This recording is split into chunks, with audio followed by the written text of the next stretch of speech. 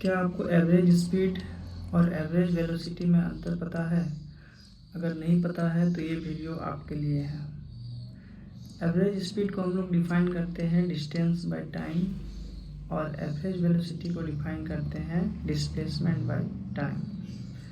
इसको और क्लियर करने के लिए हम लोग इससे रिलेटेड एक न्यूमेरिकल्स करते हैं। क्वेश्चन है, a car is moving along a straight line से OP in figure 3.1. It moves from O to P in 18 seconds and returns from P to Q in 6 seconds. What are the average velocity and average speed of the car in going from O to P and back to Q? एक car है जो straight line में move कर रही है point O से P तक। इसका डिस्टेंस है 360 मीटर। फिर कार वापस P से Q पॉइंट तक लौट आती है। तो यहाँ पे दो केसेस है, O से P और O से P and P to Q। दोनों केसेस में average velocity and average speed calculate करना है।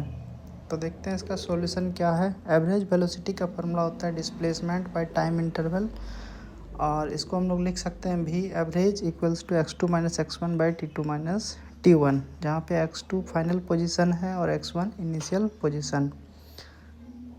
तो कार O से P तक जाती है फर्स्ट केस में, इसलिए यहाँ पे डिस्टेंस हो जाएगा, यानी x2 जो होगा वो 360 मीटर और x1 0।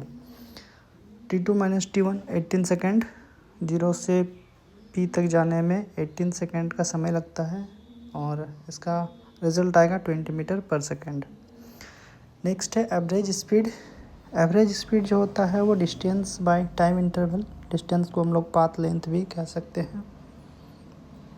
तो ये हो जाएगा 360 बाई 18, ये हो जाएगा 20 मीटर पर सेकेंड। दोनों केस में यानी एवरेज वेलोसिटी और एवरेज स्पीड दोनों ही बराबर है, क्योंकि यहाँ पे डिस्टेंस और डिस्प्लेसमेंट दोनों बराबर है।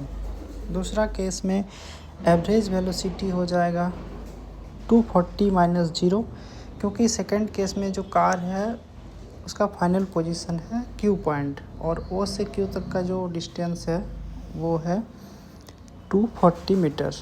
तो 240 माइनस 0, और टाइम इंटरवल हमेशा ऐड ही होता है, इसलिए T1 plus T2 18 second plus 6 second, और इसका सॉल्यूशन हो जाएगा 10 मीटर पर सेकेंड। एवरेज स्पीड की बात करें तो ये पाथ लेंथ बाय टाइम, तो यहाँ पे पाथ लेंथ का एडिशन हो रहा है OP प्लस PQ, क्योंकि ये ऐड होता है। तो 360 प्लस 120 और